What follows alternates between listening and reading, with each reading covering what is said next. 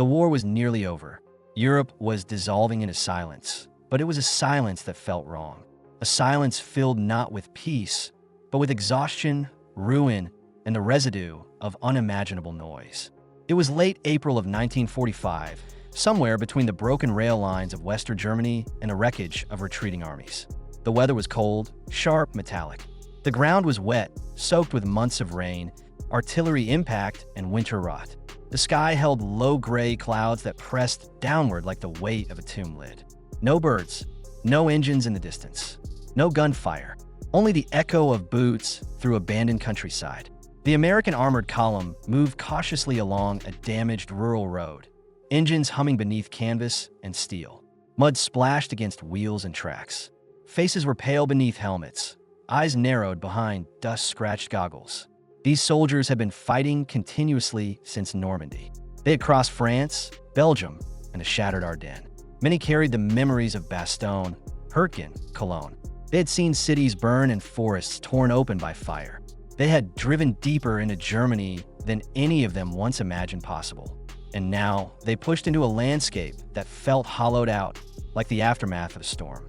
Villages stood abandoned, windows broken, fields unplowed, churches without bells, roads filled with rubble and splintered beams. A defeated nation retreating into silence. Their orders were simple: secure transport infrastructure to block any final attempts by remaining German forces to reposition artillery, troops, or escape routes. The Wehrmacht and SS were falling apart, fragmenting into isolated pockets, still trying to fight or flee. Railroad lines remained valuable. Trains could still carry weaponry, gold, documents, prisoners, or entire command staffs if allowed to slip away. The Americans were told to assume nothing was harmless anymore. The column halted near a junction where the forest closed tightly around the tracks. The air smelled of pine and cold iron. A scouting jeep advanced along the line cautiously, its engine subdued against the surrounding stillness. The track led into a shallow cutting between slopes of dark soil and tangled roots. The area felt wrong immediately. Too quiet, too clean, too stage-like, as though something waited behind a curtain. The jeep rounded the bend. What they saw made every man fall silent. There, sitting motionless on the rails, was a massive German armored train, dozens of cars long, steel plates welded over windows, gun turrets sealed, heavy-lift flatbeds chained to covered wagons. The locomotive at the front, black and monumental, leaned slightly as though frozen mid-stride. It looked abandoned, yet not destroyed, intact, but not functioning. The paint was dark and streaked with rust. The insignia marked it clearly: property of the Third Reich. A machine built not for passengers, but for war. The Americans approached slowly, weapons ready, boots crunching on gravel. The sheer size of the train looked unreal after weeks of ruined landscapes. It felt like a ghost, a relic from a world that should no longer exist. Every soldier sensed immediately that this was no ordinary captured equipment. This train had purpose. It had weight. It held secrets. The locomotive's cab was empty. No crew, no bodies, no blood.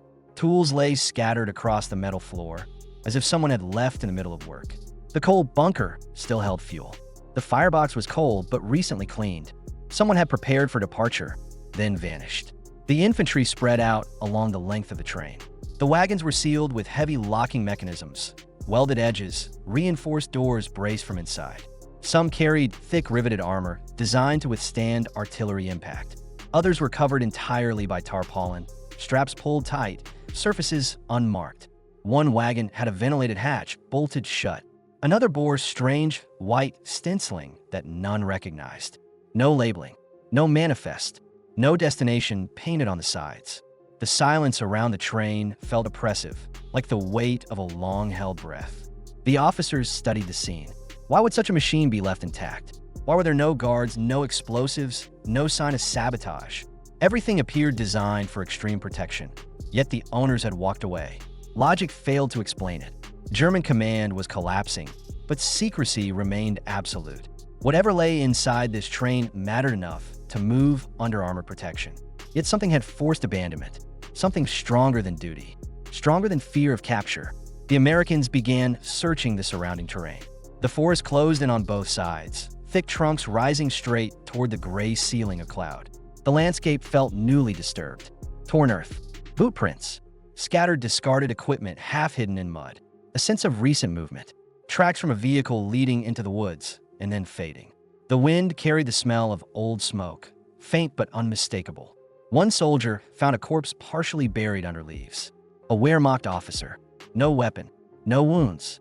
Face frozen in the expression of a man who had seen something too terrible to comprehend. Nearby, another body, then another. None showed signs of combat. No bullet holes, no blood trails. As if they had simply fallen and died of fear or exhaustion. As if they had run from something that did not fire a shot. The Americans regrouped. The commanding officer ordered the perimeter secured.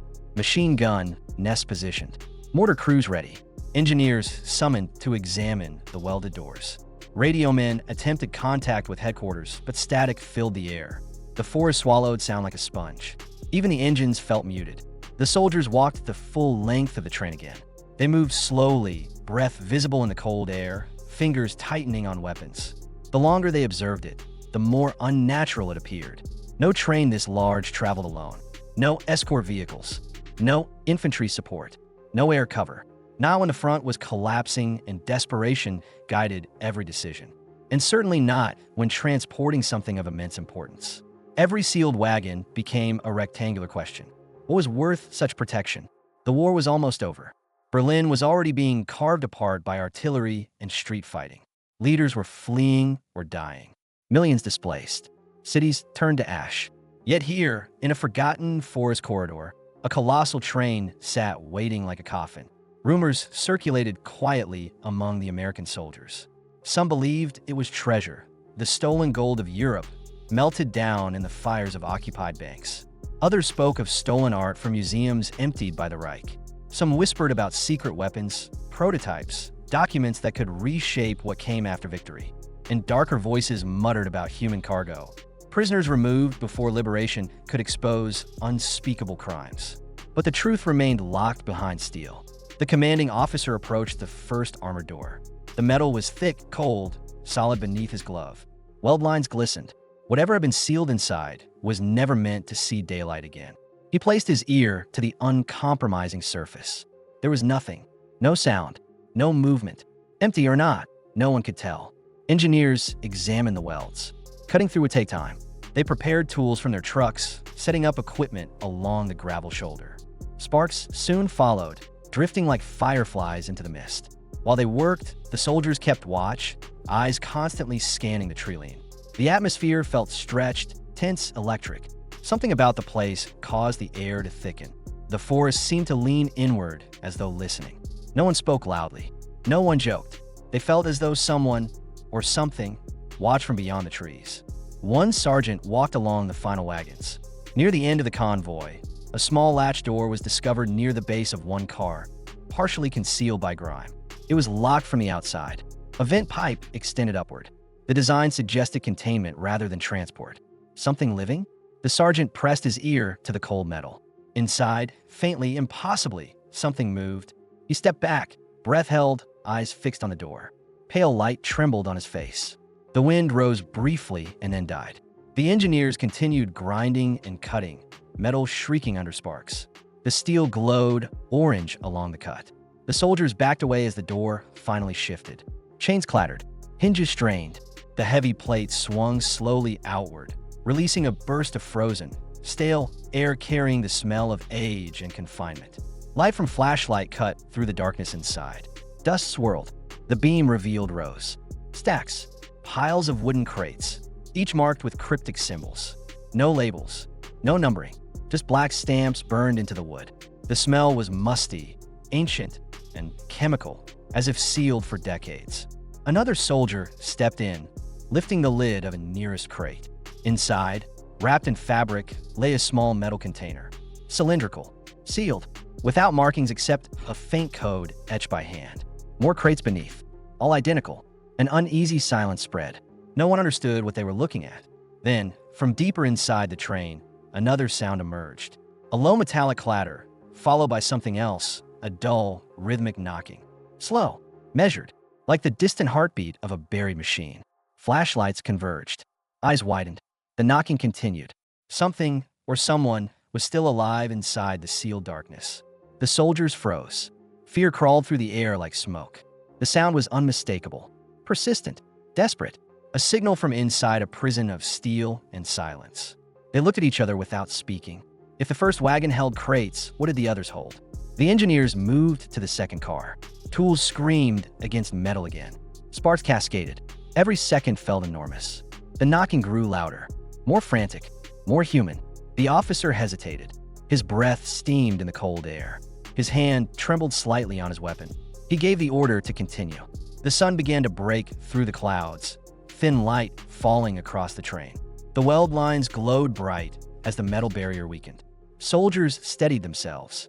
No one knew what waited beyond the door, only that whatever they found would not be simple cargo. The knocking intensified, echoing like trapped thunder. The final cut broke. The second door sagged and fell outward.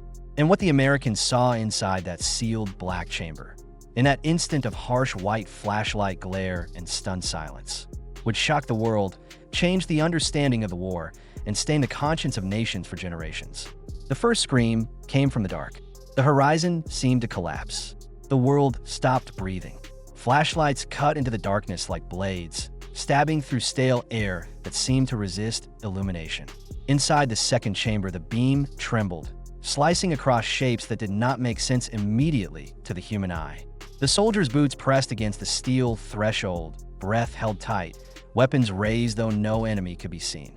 The sound that had moments earlier resembled knocking was now something else. Ragged scraping, the abrupt thud of flesh against metal. A desperate rhythm that carried not mechanical precision, but human terror. The light widened, the darkness peeled back, and every man who stood at the doorway felt his body tense with instinct rather than thought. What lay inside was not cargo at all. It was people. Rows of narrow metal compartments stretched the length of the wagon, stacked 3 high like industrial storage lockers. Hinged fronts bolted shut, small slotted vents punched into each door, stained with condensation and the marks of hands that had clawed from within. The interior smelled of sweat, blood, urine, and something that could only be described as despair aged into the air itself. The compartments were barely large enough to hold a person curled into a ball, yet they had been filled. The soldiers froze as the reality sank in. These were human containment cells designed not for transport, but confinement. The knocking grew louder now that the outer shell was open, voices muffled behind metal. Gasping for air, the sound of fists pounding until knuckles split. Someone screamed again, and this time it was not a sharp cry of shock, but a long, fractured wail that tore through the silence and hollowed out the hearts of every man who heard it. The Americans rushed forward, hands fumbling across latches and bolts. Tools slammed against hinges. Keys were searched for, but none existed. The metal creaked under effort until one compartment burst open. A body tumbled forward, so light it seemed weightless. A skeletal figure wrapped in rags and sores, skin stretched thin across bones, eyes sunken into the skull, yet blazing with primal terror. He collapsed into the arms of a soldier who nearly dropped him from shock at how little he weighed. The man tried to speak, but his tongue was swollen, his breath a wet rattle. He clutched the soldier's sleeve with fingers like bird claws, trying to form a word that dissolved into a whimper. The Americans stared in paralyzed silence. They had seen death endlessly, but this was something beyond the battlefield. This was engineered suffering, systematic starvation, the reduction of human beings into cargo units. More compartments burst open, more bodies spilled out, some alive barely, others limp, a few unmoving entirely, trapped in metal coffins until the end. The first conscious survivor gasped a phrase none understood, spoken in a trembling mix of languages. One word repeated clearly, broken but unmistakable: kinder. Children. The soldiers looked inside the next open cell and froze. A boy of perhaps 14, though his size suggested far younger from starvation, stared back with pupils blown wide, hair shorn, wrists bruised from restraints. He did not try to speak. He simply watched with a vacant expression that revealed the absence of anything human left to feel. Behind him, another child, younger still, leaned against the wall, barely breathing. The Americans shouted for medics, for blankets, for water. Canteens were unscrewed. Trembling hands guided drops past clenched teeth. Some survivors gagged. Others cried without sound. One soldier fell to his knees and retched violently. None of them had expected this. They thought they understood what war meant. They thought they had seen the worst. But nothing prepared them for a train filled with the remains of living ghosts. Several wagons down, the engineers were already cutting into the next cars. Their movements were mechanical now, driven by urgency rather than caution. Sparks flew in a frantic cascade. Soldiers clustered near the doors. Adrenaline sharpened into something hard and brittle.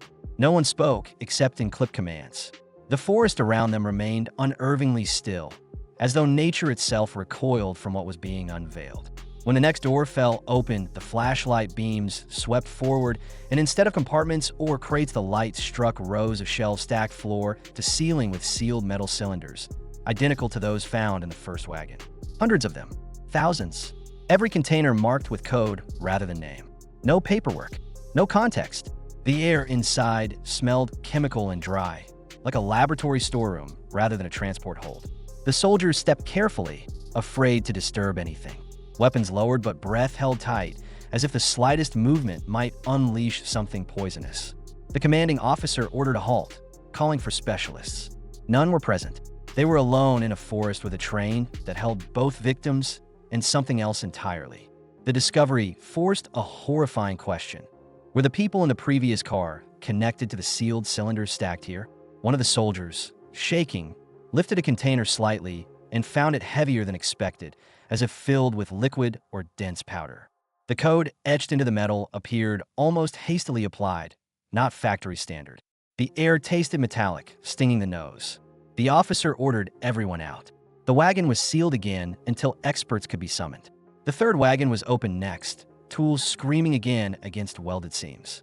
The soldiers braced themselves for more horror, but what they found was different. There were no compartments, no crates. Instead, the interior held bundles of tightly wrapped frames, stacks of paintings, sculptures encased in protective cloth, gilded icons, canvases removed from their stretchers and rolled carefully in linen, gold-leafed religious figures, marble fragments, masterpieces stripped from museums and private collections across Europe, war trophies of the Reich, stolen culture destined never to return to the world. Names written in delicate pencil marked the backs: Munich, Warsaw, Paris. Entire civilizations packed into a metal womb. The soldiers walked among the artifacts stunned, recognizing titles whispered in newspapers, heritage stolen from peoples who no longer existed to reclaim them. They knew they stood before a vault of beauty hidden inside a machine of horror. The contrast struck deeper than any battlefield loss. The same hands that tortured children protected paintings with reverence. It felt obscene. It felt monstrous. It felt like the logic of a regime that worshipped objects and discarded lives like rubbish. The next wagon revealed shelves lined with boxes of currency, gold bullion packed into crates, sacks of coins bearing the crests of conquered nations. The estimated weight alone was staggering. Fortunes stolen from plundered banks and emptied vaults. Evidence not of ideology, but of greed. The scale was overwhelming. It was a treasury on steel wheels, capable of financing armies, buying safe passage, or sustaining fugitives. Some soldiers stared at it with disbelief. Others turned away in disgust. The war had taught them much, but this train illuminated its darkest truth, that behind every speech and banner and marching anthem lay calculation and theft. The engineers proceeded to the fifth wagon. The cutting took longer. The weld lines were thicker, the steel reinforced with double plating. When a final hinge broke, the soldiers stepped inside cautiously. The air was colder here, controlled. Long metal tables lined both sides, holding instruments, surgical equipment, glass containers sealed with wax. Records lay stacked neatly, bound with string, written in dense columns of scientific notation. Photographs spread across a central workspace. Blurred images of human forms were strained to metal frames, limbs measured, organs exposed. The Americans backed away instinctively. What they saw was unmistakable evidence of medical experimentation. Torture conducted under the guise of research. The train was not merely carrying prisoners or gold or art. It was carrying the machinery of a system built to dissect humanity in the name of progress. The officer ordering the search clenched his jaw until his teeth ground against each other. Every man in the room felt a tightening sensation, a suffocating pressure that made breathing painful. The silence in the wagon felt like a tomb of knowledge that should never have existed. Someone whispered a prayer. Another slammed his fist against the wall, unable to contain rage that had nowhere to go. The sixth wagon was sealed with chains wrapped so tightly around the doors that cutting equipment snapped twice. Sparks showered as steel gave way. Everyone stepped back as the door creaked open. This time there was no sound from inside. No knocking, no breath. The flashlight beam pushed into the dark and found bodies. Dozens, arranged in rows on the floor, covered by sheets that had once been white but were now stained brown and black. Dead for days or weeks. The soldiers recoiled. Some fled outside to vomit. Others stood frozen until the body count became a blur. No identification, no records, no reason. Only the evidence of silence and abandonment. Outside, the survivors from the second wagon lay wrapped in blankets, medics working with frantic intensity. Some clung to consciousness. Others slipped away even as they were held. No one knew their names. No one knew how many wagons remained unopened. The forest pressed inward, clouds thickened, and the temperature seemed to drop as if the world itself recoiled. The seventh wagon was opened last before darkness forced a stop. The beam of light swept across a cavernous interior arranged like a mobile archive. Rows of file cabinets, shelves filled with bound ledgers, maps rolled into tubes, boxes labeled in code. A table in the center held a large folder marked only with a single black eagle stamped in wax.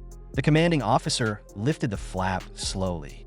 Inside, documents detailed transport schedules, coded communications, project names, scientific directives, lists of prisoners by number, not by name. No human identity, only data, only logistics, only calculations. The officer shut the folder and looked around the group. His face was white. He gave orders quietly. Everything was to be secured, guarded, cataloged. No soldier was to speak of what they had seen. Reinforcements would arrive at dawn.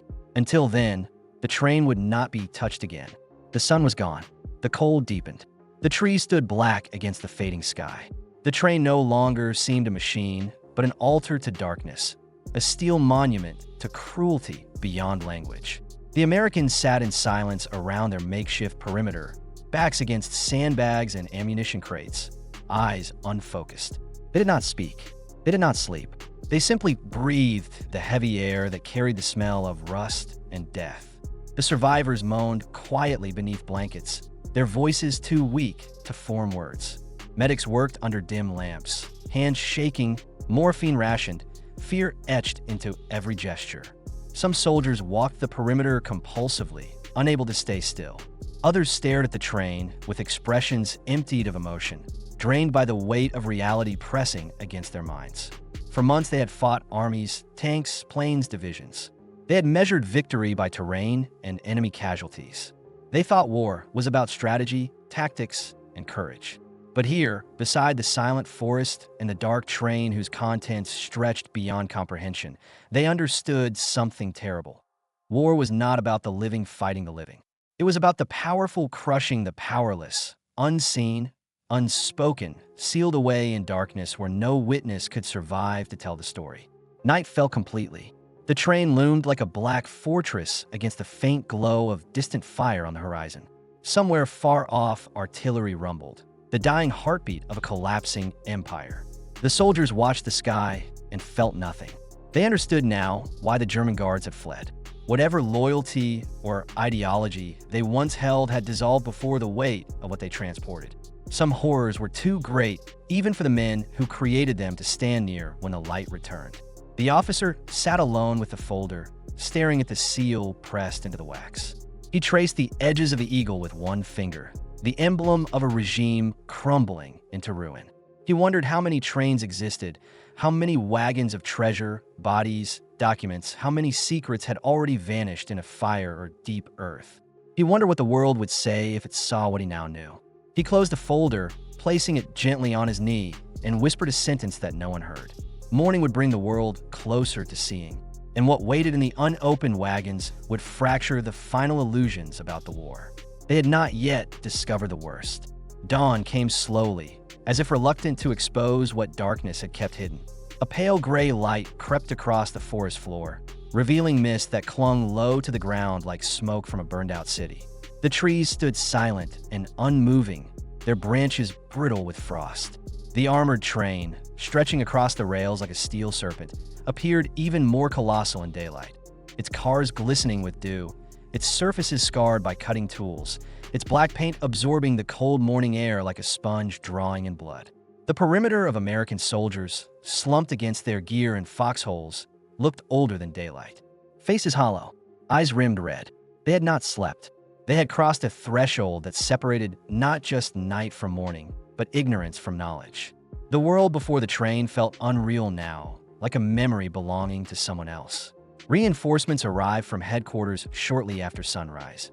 Additional infantry, intelligence officers, military police, medical transports, and a group of specialized personnel whose uniforms carried no identifying insignia. Their jeeps rolled to a stop, engines idling briefly before cutting out, the silence returning heavier than before. Orders were issued quietly. Guards took positions along the length of the train. Photographers unpacked equipment. Medics hurried to the survivors lying under tarps, now barely clinging to breath. Some had died during the night, bodies covered gently and placed in neat rows beside the tracks. Each face carried the unmistakable imprint of suffering beyond the limits of endurance. The Americans watched as stretchers lifted them onto ambulances destined for field hospitals further west. The fate of the living depended now on time, resources, and luck. The fate of the dead depended on memory. No one spoke as the specialists approached the sealed wagons. The engineers returned to their tools, preparing to cut open the next in the sequence. Every man present understood they were not simply opening containers. They were excavating truth buried under steel.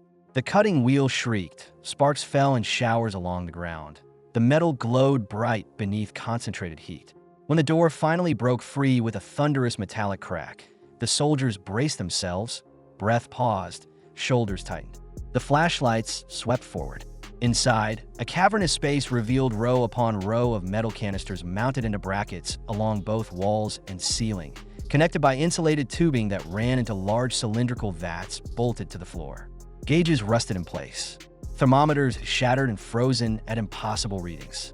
A faint chemical odor lingered, sharp enough to sting the throat. Labels handwritten on parchment strips indicated sequences of numbers, temperatures, and coded references that meant nothing to the men reading them.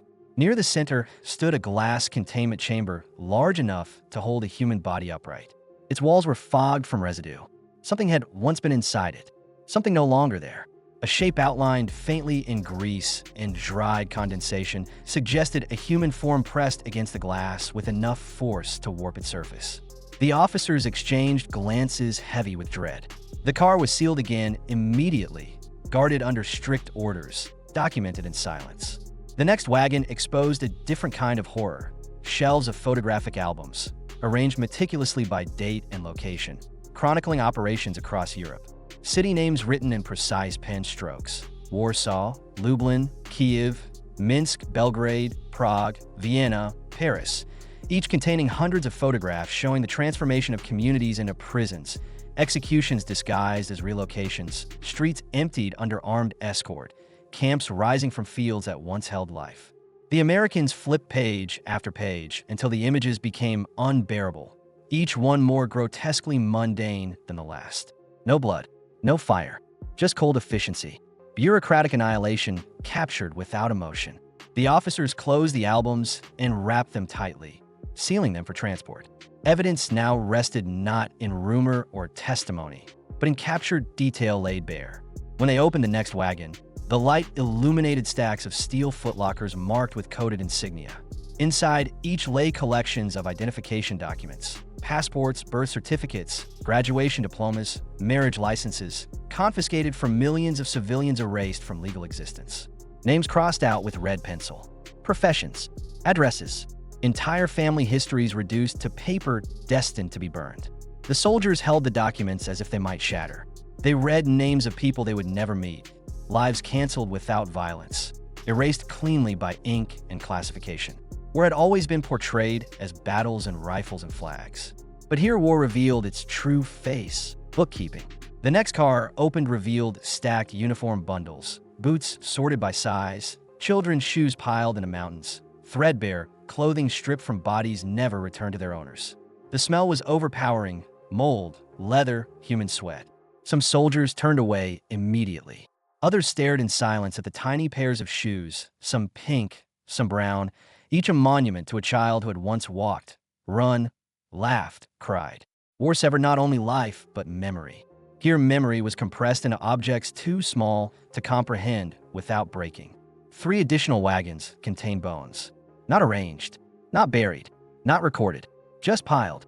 Limbs and ribs and skulls mixed indiscriminately. Remnants of lives consumed by an engine of annihilation that cared nothing for identity. Even hardened infantrymen experienced their resolve dissolve. Some collapsed to their knees, hands covering faces, streaming with tears they did not feel fall. Others walked out into the trees and screamed into the void. A medic stood motionless for several minutes before returning to his duties with movements mechanical and empty. Whatever justification had once been given for this war, liberation, revenge, strategy, victory, now felt feeble and obscene. The reason no longer mattered. Only the reality of those bones mattered. The final sealed wagon was the one no one wanted to open. Soldiers clustered around as the cutting disc shrieked and threw sparks in sweeping arcs. The metal resisted fiercely, as if trying to protect its contents from exposure. When the door finally cracked open, it groaned like a dying animal. The interior was almost completely dark. The flashlight's beam flickered across rows of metal cages. Inside each cage lay a body, some wrapped in cloth, some naked, some tiny, some grotesquely deformed, limbs twisted, faces contorted, evidence of surgical alteration, grafting, mutilation. Failed experiments, stored like discarded prototypes. The bodies nearest the front had eyes open, staring blankly through frost-coated wire. Silent witnesses. The soldiers stepped back instinctively as if struck. Air fled their lungs. A sense of suffocation spread. No one moved. No one spoke. The flashlight fell from one soldier's hand and clattered across the metal floor, the sharp noise echoing through the chamber like a gunshot. Several men retreated, stumbling into daylight, gasping for breath, tearing off helmets and gloves with trembling hands. Others remained as if nailed in place, unable to look away or step closer. The commanding officer ordered the car sealed. It would be opened only under the supervision of war crimes investigators. Until then, it remained untouched. A coffin within a coffin. By late afternoon, the scene around the train felt like a battlefield with no enemy. Ambulances carried away survivors and bodies alike. Officers cataloged items for transport to intelligence centers. Photographers recorded everything with cameras that clicked like distant gunfire. Guards stood rigid, rifles resting on chests, eyes fixed forward but unfocused. No one discussed what they had seen. They did not have words. Language had collapsed in the presence of reality. When trucks arrived to begin the removal of documents and crates, a sudden wind swept through the forest, violent enough to bend branches and scatter leaves across the tracks. It howled between the wagons, lifting dust into spirals. The sky darkened abruptly, clouds thickening into a steel-gray mass that swallowed the faint sun. The temperature dropped sharply. Some soldiers later remembered feeling as though the earth itself groaned under the weight of what had been unearthed. The officer in charge walked once more down the length of the train, boots echoing against rails. He paused at each door, hand resting against cold metal, sensing the ghosts trapped inside steel walls now forced into light. He understood that the battlefront he had crossed was not between armies, but between truth and denial. And truth had won, though victory carried no triumph. That night, messages left the forest by encrypted radio. Reports moved up the chain of command. Words like atrocities, mass evidence, and crimes beyond combat appeared in brief descriptions incapable of containing magnitude. Within days, high-ranking officials arrived. Within weeks, journalists were summoned. Within months, the world would see images so devastating that denial would die in public agony. But for now, only those present at the forest understood the full weight. They had stood at the mouth of a grave large enough to swallow nations. When the first press convoy reached the site, cameras rolled across the forest clearing, capturing wagons being unloaded under guard. Reporters watched medics carrying survivors into waiting transports. They photographed small shoes. They filmed bones. They panned across faces of soldiers stripped of bravado. Their coverage ignited shock around the globe. Headlines spoke of horrors beyond imagination, beyond war, beyond humanity. Crowds gathered in silent squares. Mothers wept. Countries demanded justice. Trials were planned. The name of the forest vanished, replaced by the name of the train. Spoken like a warning, a scar burned across history. The news reached Berlin, reached Tokyo, reached Washington and London and Moscow. For some, it confirmed suspicions. For others, it shattered illusions. For millions, it redefined war not as a clash of armies, but as a machine that consumed the defenseless. When the war ended weeks later, celebrations erupted. Flags waved, bands played, soldiers kissed strangers. Yet beneath every parade lay the shadow of that train. Victory felt hollow. Triumph tasted like ash. No victory justified what had been discovered. No anthem erased the screams heard in that forest.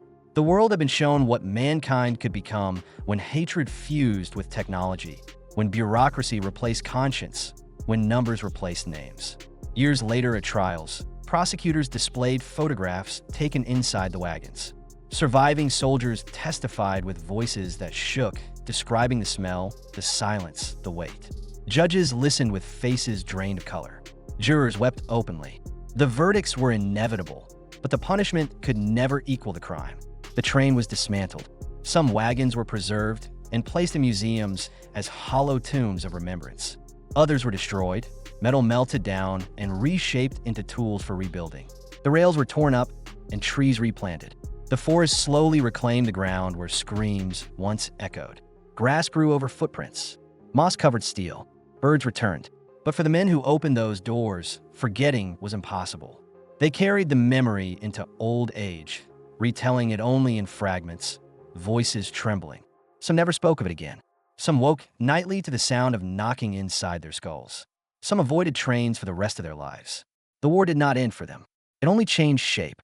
What Americans found inside that captured German train shocked the world, not because it was unimaginable, but because it was real.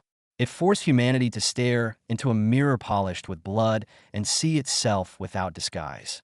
It demanded a reckoning that reached beyond victory and punishment and into the core of what civilization pretends to be. When the forest grew quiet again and the last soldiers departed, a silence settled deeper than the night before discovery. It was not the silence of peace. It was the silence of grief and responsibility and warning. The rails rusted. The wind whispered through the trees. And the world changed. When the echoes finally faded and the horizon cleared, only one truth remained. Memory is the only defense against repetition. Forgetting is surrender. And silence is the first weapon of those who build trains for darkness. When the sea of time calmed and the smoke of history thinned, only the echoes of range remained, measured not in miles or weapons, but in the distance between what humanity promises and what it becomes.